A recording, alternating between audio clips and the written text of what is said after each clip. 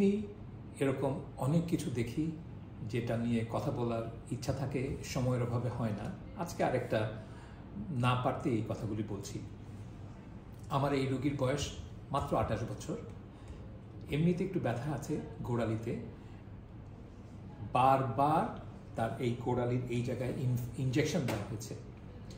Injection দিলে পরে একটু ব্যথা কমে যায়, কিন্তু আবার ফেরত আসে। ইনজেকশন দিতে দিতে এই জায়গাটা সাদা হয়ে গেছে। আসুন দেখাই।